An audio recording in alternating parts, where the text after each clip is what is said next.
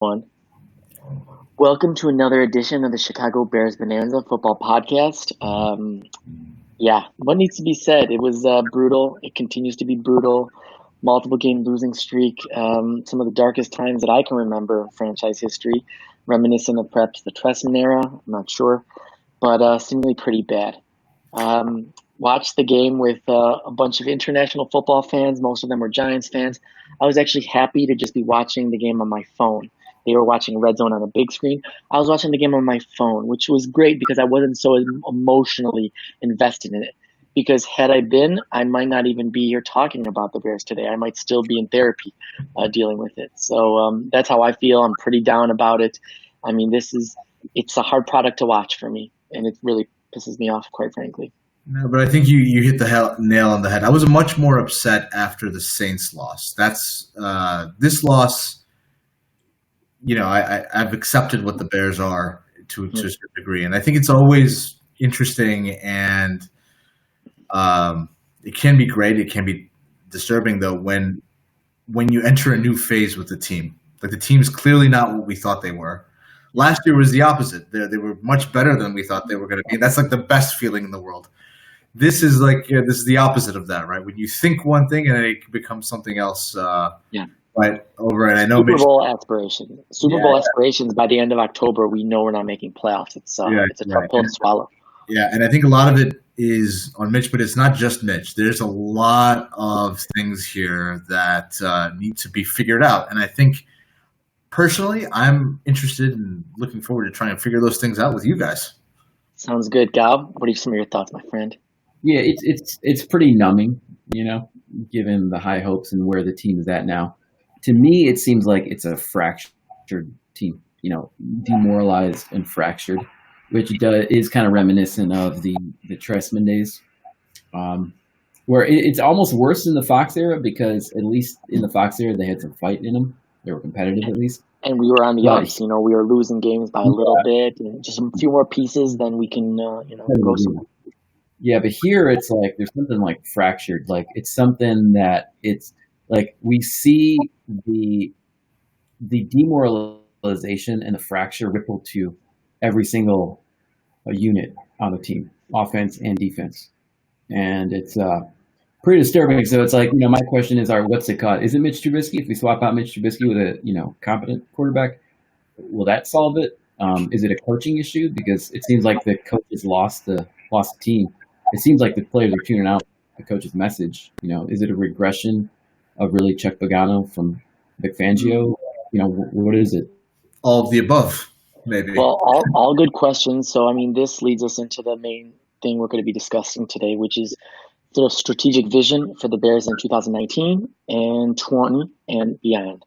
And so, Samir, you put together a few scenarios on where we're at, pretty much like the state of the union of the Bears. So what are these different scenarios that we are going to talk about perhaps that the Bears are in right now? Yeah, I mean, just some context. I think it's important as a fan base to always try to define what success looks like, even when your team is losing. That's right. Because otherwise, it's just an exercise in some kind of misery. So you have to figure out, well, what is success, even when you're not going to be playing for the big show. But when you're in that situation, it becomes more complex because the goals might be different for different people. And for me, there are four scenarios because I hear a lot of stuff. And Danny, I'm on Twitter all the time, all the time. Now I'm a little bit worried. I actually was gonna, put together an intervention, but first let's do the episode. So I got this idea from a guy named Jonathan Wood, who's on Twitter. We'll at him after the show. But basically, first, before we talk about any kind of solutions, we need to first define what's the goal here. And that's what I think that's what I want to talk about with you guys. So here's some four scenarios, and then we'll talk about which one we think we're in and then what we should be doing. So scenario one, are we still trying to win at all costs? Is that the main objective, to win against Detroit and then to go and win against the next game and the next game? Is that number one? Number two, are we trying to win with Mitch playing quarterback the way we want him to play quarterback? Now, I think those two things are very different things. Scenario 3, are we actually in evaluation mode right now and we don't even know it? I think that's also a kind of significant thing as well. And then scenario 4, do the Bears and do the fans, do they just not have a vision at all? So just want to get your thoughts. Which one do you think that we're in? Okay, so off the top of my head, I just want to say that everything happens very fast. I mean, it's a very fluid game. We were obviously troubled by, the games before Mitch went out, even when he did well against Washington. All of a sudden he's injured, and then he comes back and wow, super regression. We felt how we felt watching him against Green Bay. So, if the vision was to just win at all costs at first, now the vision is changing rapidly. And all of a sudden, maybe Pace in his office with the rest of the organization, we're in one mindset, and now it is in full emergency room, and people are running through. I mean, they're running through the hallways, getting information, and I mean, things are happening fast in a panicked environment, and it's obviously spread throughout the franchise, right? I mean, we can agree with that. So if they didn't have a vision maybe a game or two ago, now they're deciding, are they between 1, 2, and 3? I don't think they want to win at all costs from my point of view. I don't think they want a victory kind of like how 2 years ago we won against Carolina where, Mitch threw the ball like 8 times. We just run the ball and hope, that the defense could hold, because in the end, that is an archaic John Fox kind of way. So yeah, it still seems like they are trying to win with Mitch in the scheme and just to exhaust every last opportunity for Mitch's head to get into the right place, or Nagy to just be able to figure out how to get Mitch in the right position, figure out the run game, when perhaps if the organization was realistic with itself, it should choose to be in more evaluation mode and just try to see what we can get out of the players we have. So perhaps they should be in 3, but it seems like they're still in 2. But you think there's a real chance they might actually be in 4? It sounds like they think they're in 2, but maybe they're actually in 4. This is the dangerous part, because exactly, yeah. You couldn't foresee your quarterback not just being the top 10, but maybe not only perhaps one of the worst in the league, which, Samir, you were putting the PFF numbers saying, okay, he's like ranked in the 30th and stuff, and there's some backups that are ranked higher than him. But now, the way it's seeming, do we have a quarterback who could maybe not even be in the league in a few years? I mean, if he keeps kind of playing with, with multiple parts of his game falling apart, and not even the missed throws. I mean, okay, fine, missed throws, but I mean, just taking these weird sacks. You're like, why? Why do you even want to get hit? And I know, like, well, let's hold on Mitch. We're gonna get to Mitch. Yeah, sure. Right? I think because. Sure. Right, there's some disturbing things there. Gal, which one do you think we're trying to win at all costs? Do we think we're trying to win with Mitch? Are we in full evaluation mode, or does the organization just not know? Yeah, do they just not know, maybe? Yeah, I think it's realistically, I mean, regardless of what they think, I think Nagy is in evaluation mode with Mitch, in that I think he's trying to figure out, I think he's starting to accept that Mitch is not the kind of quarterback that can run his system. Yeah. So I think he's trying to figure out, how can he use Mitch? Like, how does he need to change the system to fit Mitch? And it just seems like every week is an experiment that just doesn't work. Like, you try something a little bit different each week, and it never really quite works. So I think with respect to Trubisky, I think Nagy's in evaluation mode, trying to figure out what could work. I think in terms of the goal, I think what the goal should be is, it's keeping the morale of the team. Because once the players start tuning out the coach, man, bad news. And I think and that was one of the things I was worried about if we keep Mitch in for the rest of the season, that if the players become so demoralized, that this is what I'm starting to see. Like, if the offensive line, defensive line, penalties, drops, like we're shooting ourselves in the foot. Like, these are signs of a team that it's beyond not being well coached, but it's just kind of everyone's off in their own world.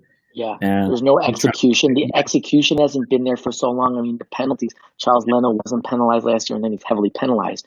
This is before Mitch was even throwing bad balls, though. Yeah. So it's an interesting thing, right? So, and I think good point, Kevin. And I think we're all kind of singing the same thing. For me, if I'm going to say it in a different way, I think we are actually firmly in scenario 4.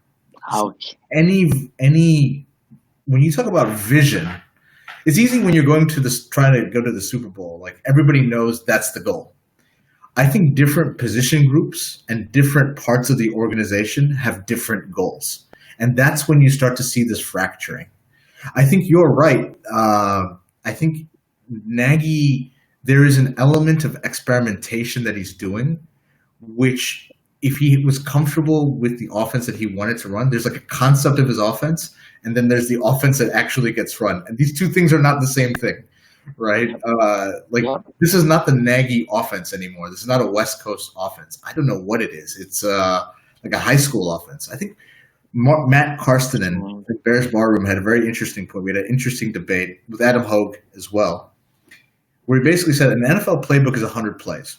Go look at it week to week. It's 100 plays. The Bears, at best, are running 70 plays.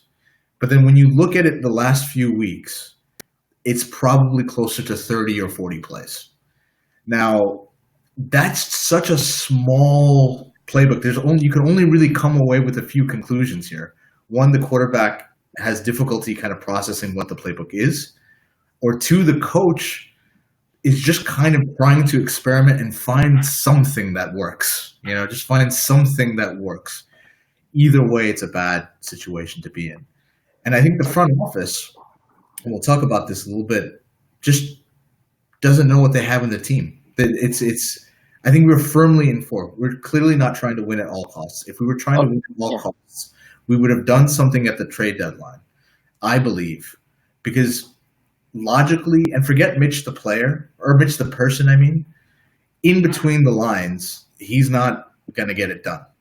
Okay, so let's... Ryan Pace has there's one point here. Ryan Pace has a functioning mind. He can see that, right? But you don't try, and I think the team is fracturing because of this as well. You don't make any move for a guy because next year. Actually, let's just transition to the next. Wait, hold on. You've gotten into 20 different things. Sure, no, because I think this is my way. Okay. No, because I think to me there is no vision. There is no. Okay. There's clearly no vision. That's why you get into 20 things, because there's no plan here, right? If the plan is to develop Mitch, then let Mitch develop. Oh, did we lose Danny? Yeah, he's going to come back on, I think. Yeah. Keep going. No, so if the plan is to develop Mitch, then develop Mitch. But you're not developing Mitch by running this offense. This is not an NFL offense anymore. It's a weird kind of thing, right?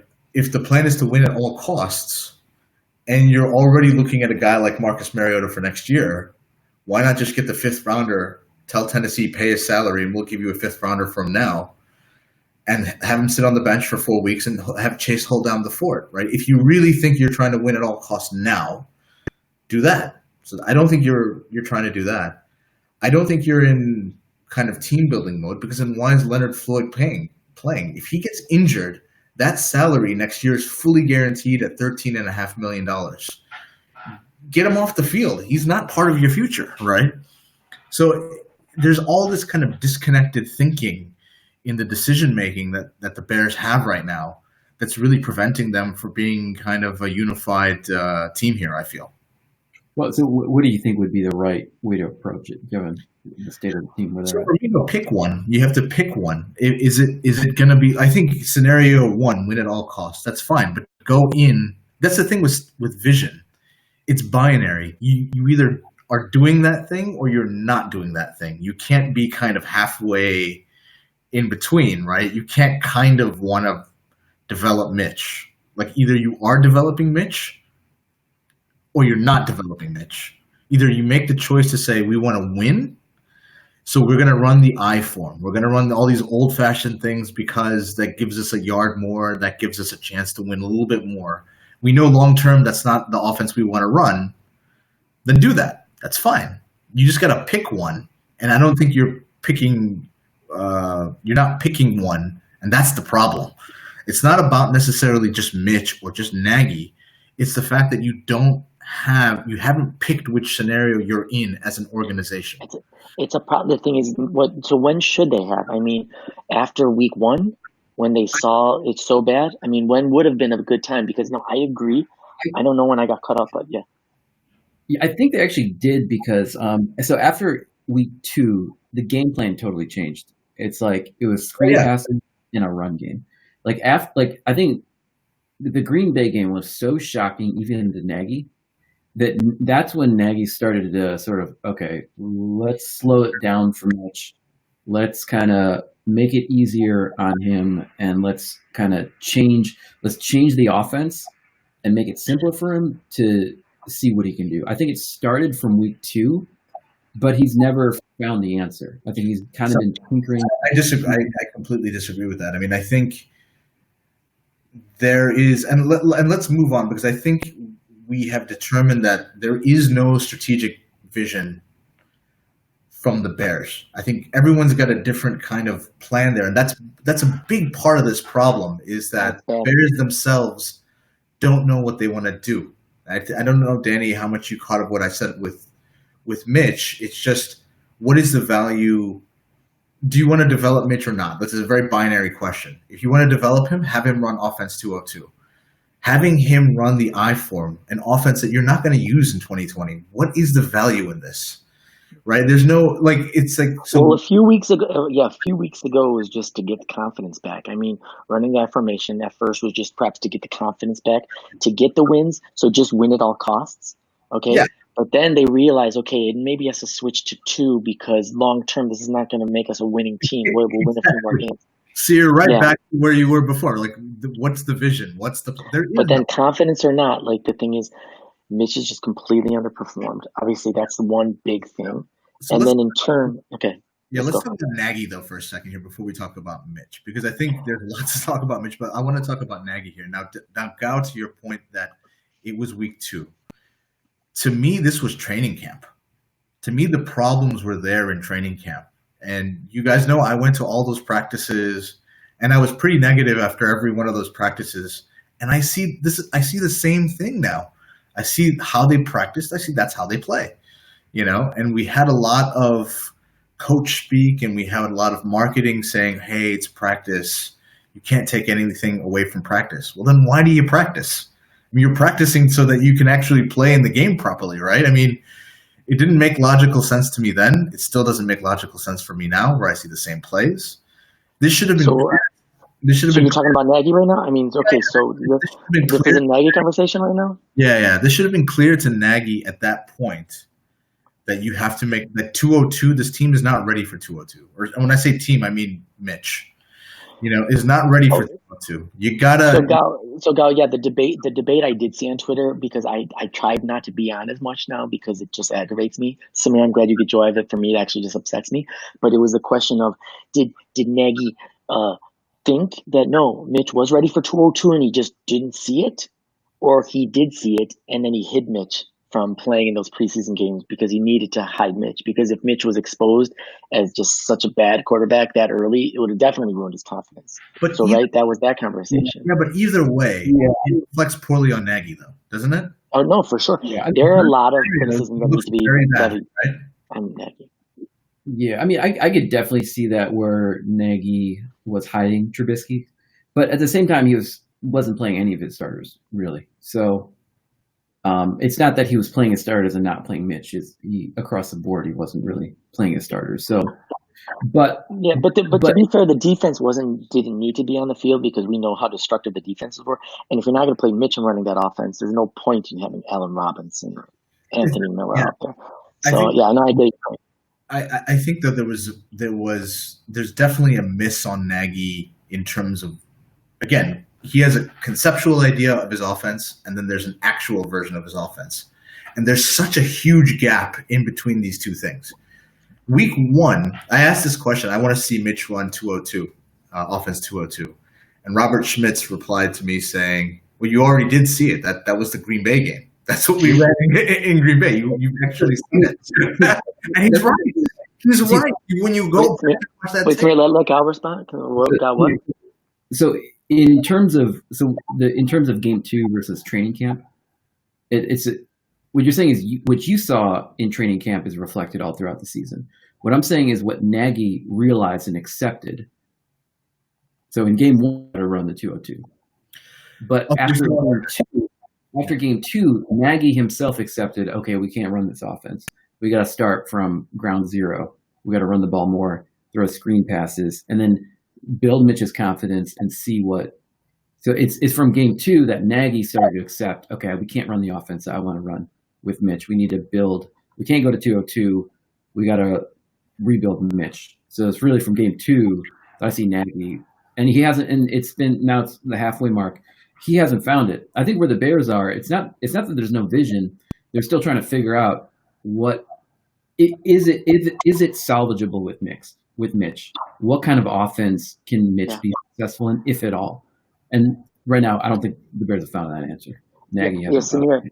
Samir, I know Robert Schmidt and also like what I consider your camp, no offense or anything like that. No, but the thing is, it's just move on from Trubisky, bench him, bring in a starter. The thing is, an organization that invested so much, they have to exhaust every last possibility before they admit that there was an epic failure, perhaps to the detriment of the team. Because it's going to end up looking as such a blotch on Chicago sports history, this miss, that perhaps, yes, this calculation will screw the Bears long term. I don't think it's necessarily the right one, but it's not surprising. No, but there's an interesting, I was listening to Trent Dilfer, and I think he has an interesting philosophy, and I think on Mitch, but Pace specifically.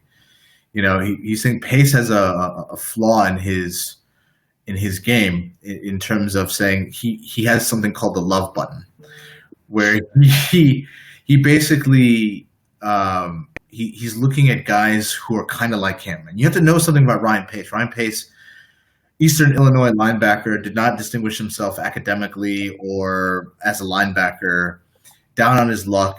The Saints give him an internship. He drives down from Eastern Illinois to New Orleans and really becomes a self-made man. And I think he's looking for guys like that. And I think he sees like a guy like Trubisky or Adam Shaheen or David Montgomery or Tariq Coleman. Or E.A. Booneway in the fourth. Yeah, you're like, huh? He sees himself in a lot of these guys, and you fall in love with the person, but not the player.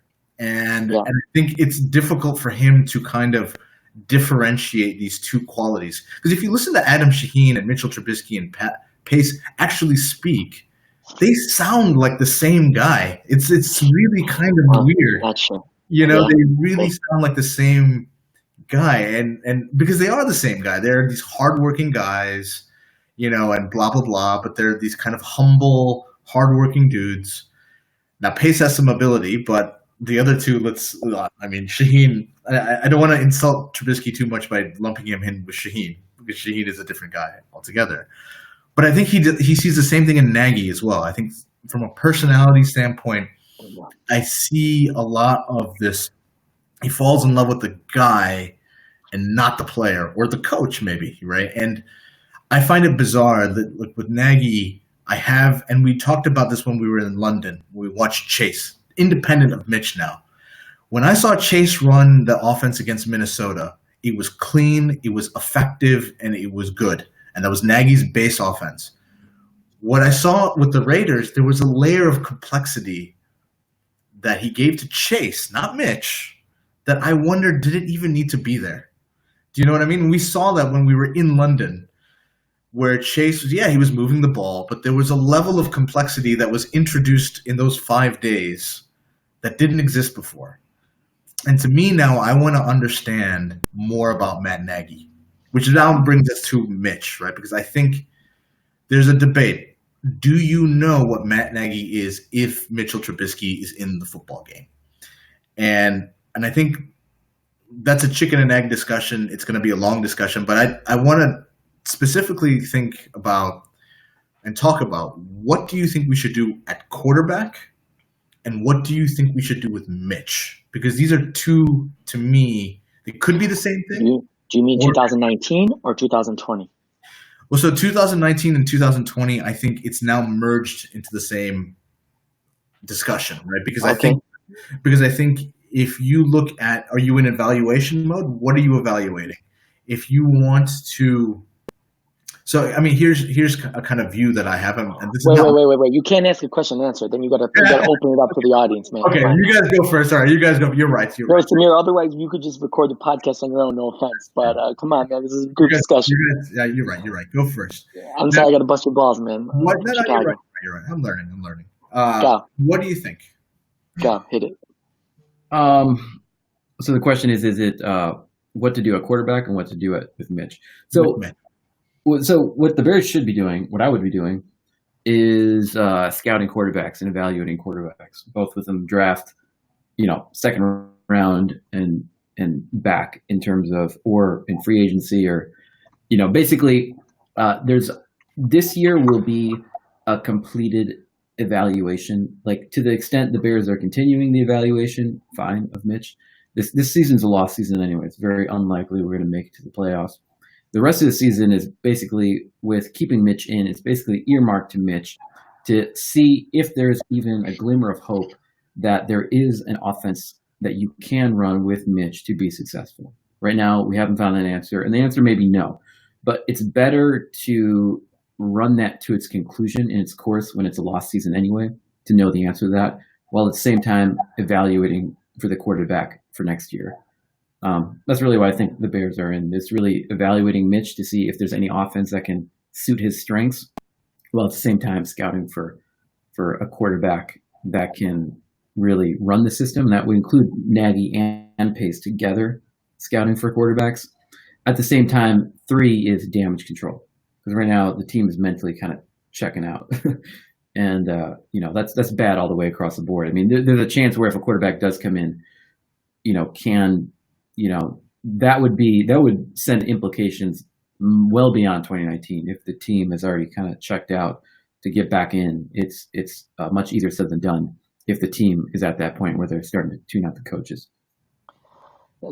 Even though I wanted a guy like, I wanted maybe somebody to come in at the trade deadline, but I didn't think it was going to happen, because I imagined that the calculus for the Bears, the organization, was that then it would show us that we are abandoning our plan and we're scrambling for something to fill in that void. The thing is, they're like, no, our plan is still with Mitch. We saw something in this kid. We still feel we could try to get something out of him, and we're going to keep trying till we give it right, just to show that leadership. Now, some people might say, well, why in the end you're going to end up costing the team long term? Perhaps that might be the case, but I knew they were going to exhaust everything with Mitch, keeping him in, not putting in Chase, because you're not just trying to get a win. You're going to try to see. You're going to exhaust everything to see if you could get anything from a guy you traded up to get and passed on Mahomes and Watson. And in the end, the Bears, they will get a free agent like Mariota or Dalton next year, and they will be competing against each other in camp. And then at least Mitch has a fighting chance. And I don't believe he'll get the starting role, but at least the Bears will show that, hey, we handled it with respect. We couldn't control how Mitch was going to play. We thought we had a winner. He wasn't a winner. And we moved on from him because he wasn't the better guy in camp. I think that's the only way to kind of do damage control. I don't think they're going to just put in Chase.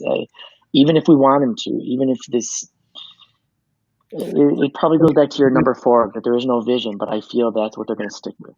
So, here's the thing for me. I think, and I haven't heard this on Twitter, and I would know because, Danny, I'm on Twitter all the time, and I haven't seen this. And I love you. I'm just giving you shit. I'm sorry. And I haven't seen this as a point either. If you want to have a real quarterback competition next year, I think you have to answer some questions first. Number 1, I think you have to answer the question, is Nagy the right guy to kind of captain that competition?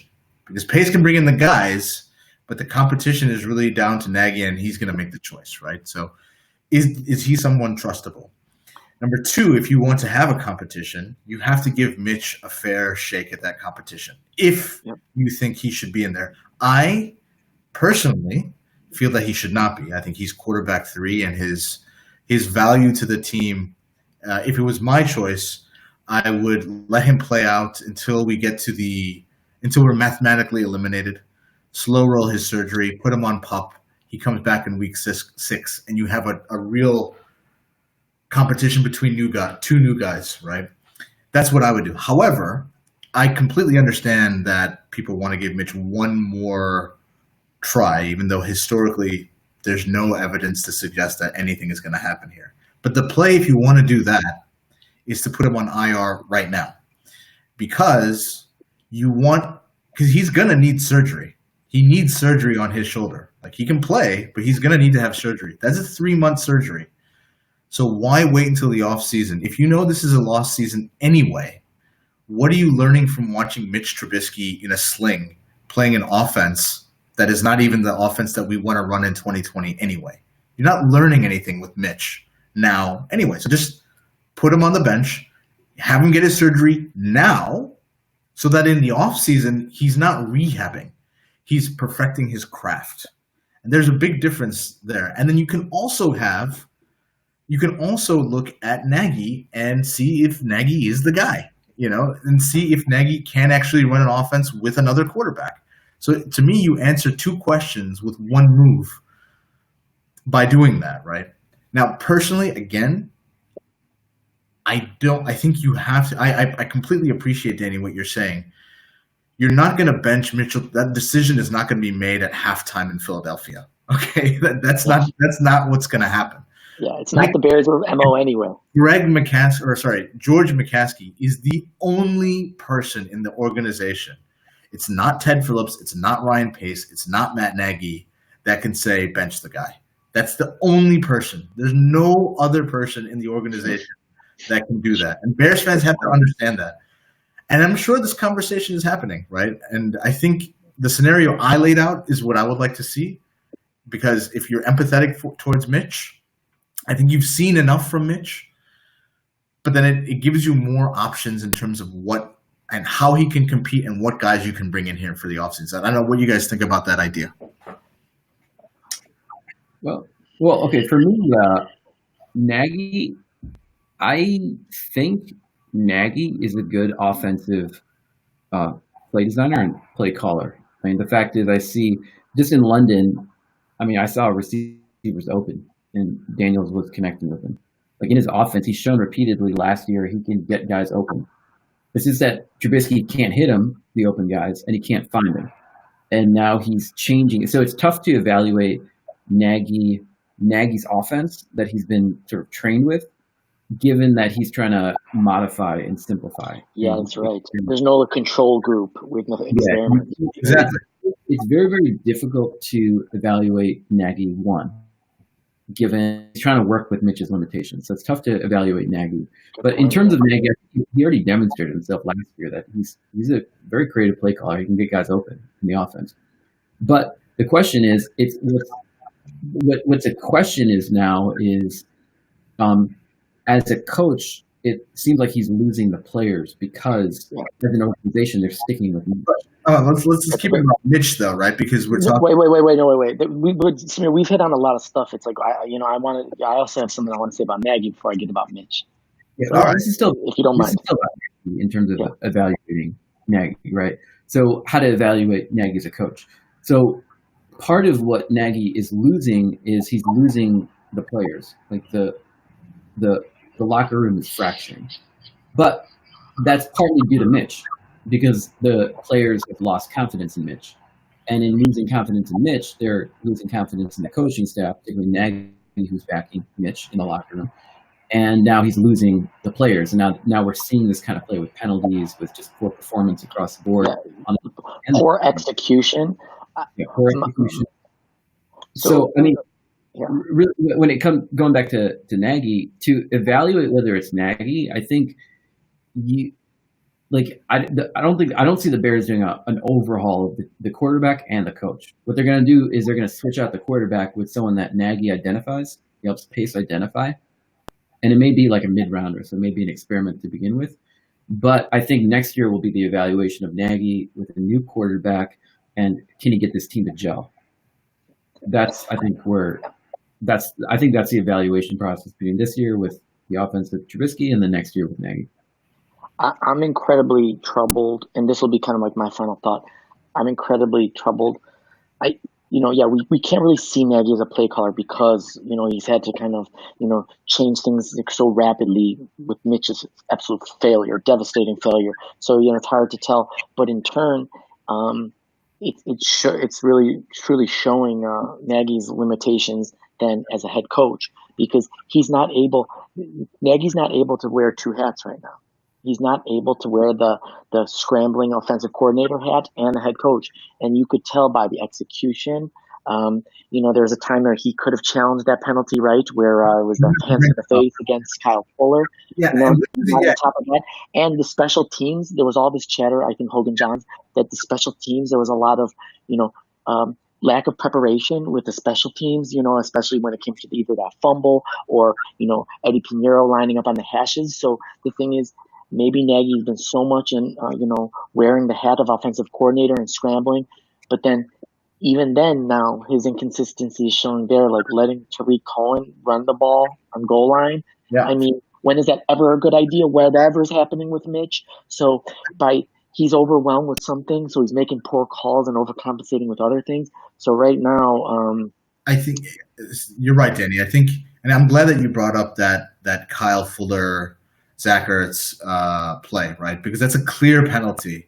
But what was Nagy doing when that happened? He's with Dave Ragone and Mitchell Trubisky trying to figure out the next series. He's not even watching the defense, right? And you can't have your head coach just constantly worrying about quarterback. It's really unhealthy.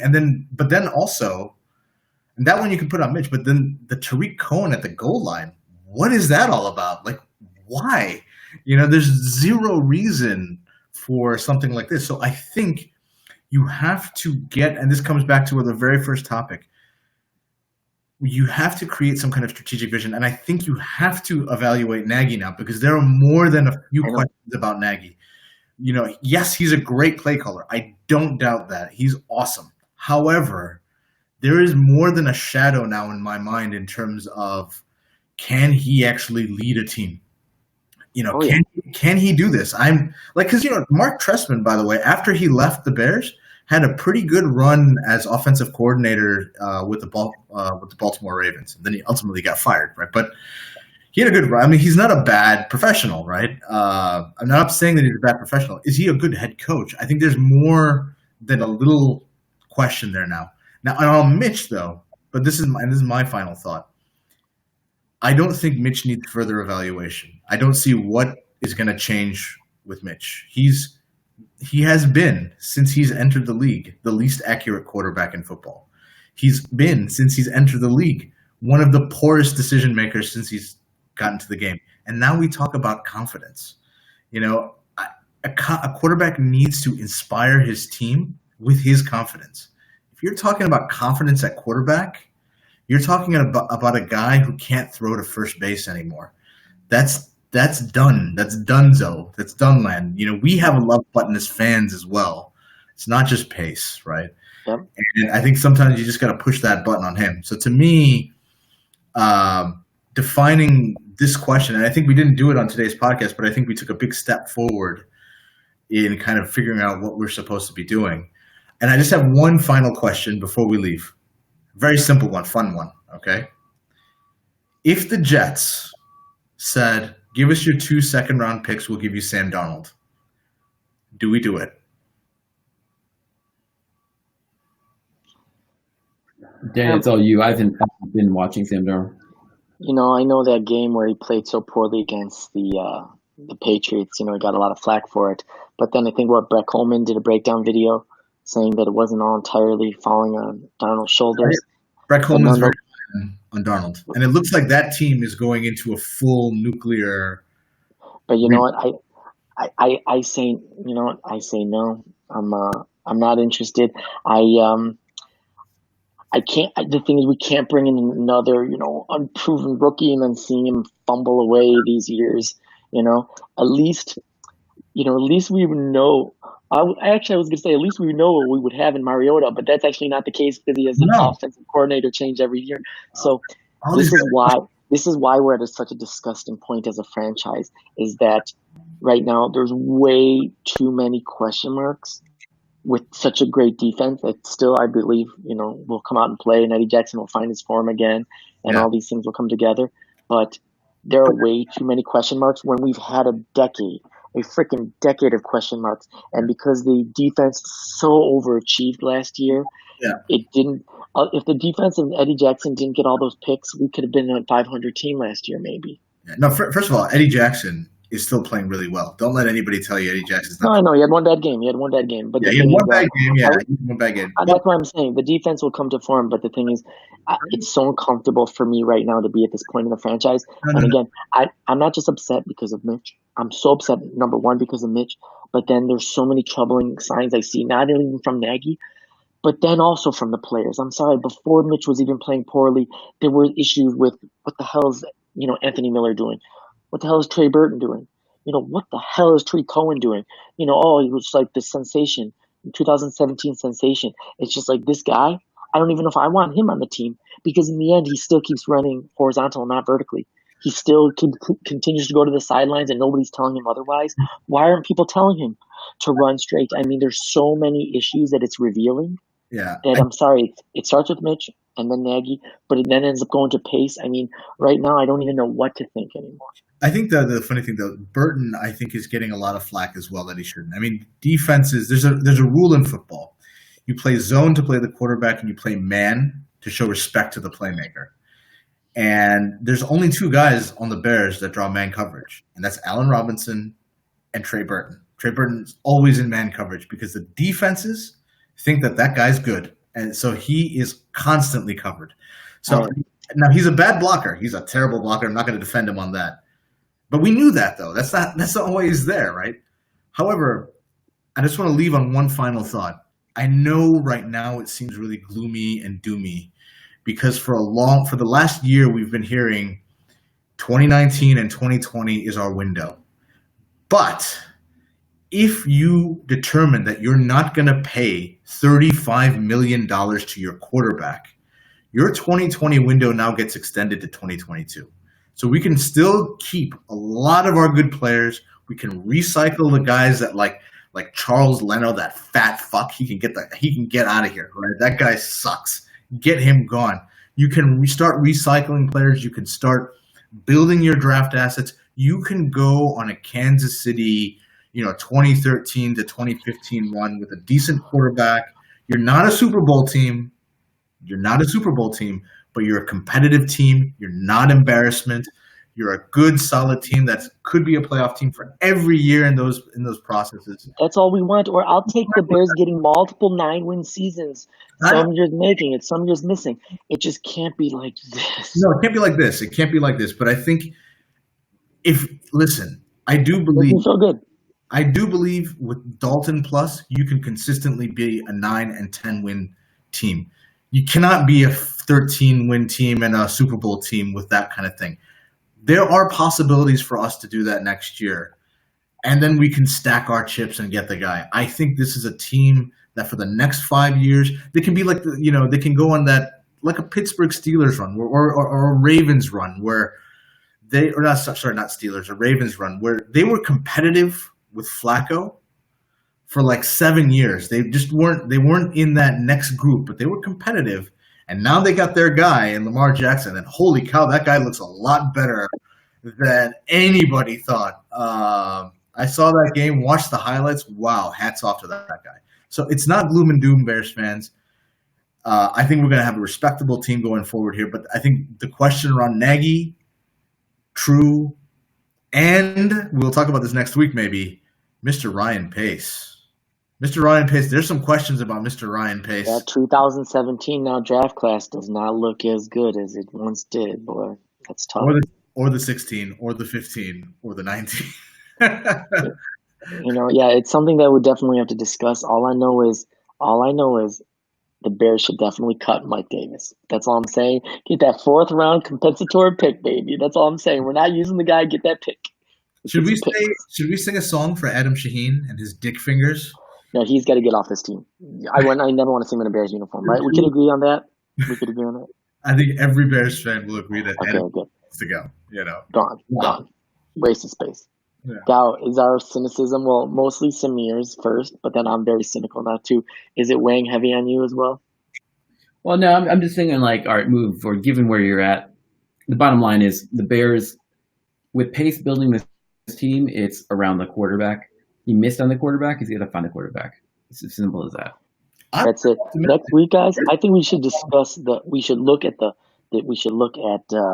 free agency. We should look at Sport Track and get all the different numbers. And, we're going to have some money to spend because we're not going to have, Kyle Long's contract. We're not going to have maybe, Mike Davis. There's going to be a lot of money perhaps to spend. We have options. So we're going to have money. Let's talk. We're going to have the best edge rusher in football. We're still going to have one of the best secondaries in football. We're still going to have one of the best linebacking cores in football. We're still going to have one of the best receiving cores minus tight end in football. Okay, real quick, what do we do with the 2 first-round picks, and then we'll wrap it up? We have 2 second-round picks. What do we do with those? I think you have 2 options. One is, I believe, you have to either you can trade down and just get – because you need the middle of our roster, there's nothing there. There's just nothing in the middle of the roster right now. You need to get more guys. This was a quick question, yeah. So you can do that, or I think if you get an opportunity to get a quarterback that you think can be a top 10 guy, you use those picks for that. But you don't draft a second-round guy. You use them as capital. Cal? Yeah. Is there anything on your wish list? I mean, I don't know players either. But identify the quarterback and target that quarterback in the next draft. Or if we don't, we definitely need to get another edge rusher and a tight end. Because we only have Khalil Mack and we have no tight ends really to speak of. Okay, Trey Burton, I understand your point. But, we definitely need to get another tight end in here. Yeah. So if we don't get a QB, that's on my wish list. Anyway, guys, we should wrap it up. Last words, 10 seconds. No, I think this is a really interesting time. I'm not done. I actually feel very optimistic about the team and going forward. Maybe not for the next few games, but 2020 and beyond, I feel good. Cal? No, let's just see. Let's continue the discussion next week. Sounds good. For me, I just want to say, when it hurts, the product is so bad. I want the off season almost to come now so we could start talking off season, but it's hard for me to watch week in, week out. There's a lot going on in this world that depresses us, politics or the climate, whatever, that I'm sorry, on football Sunday, I want to be relaxed and enjoy myself. I could accept the loss. I could accept multiple losses, but I can't accept the product that I see in this field right now. It's disgusting me. So that's where I'm at. But I'll still watch. And I'll see folks next week. Bear down. Bear down. Bear down. Bear down.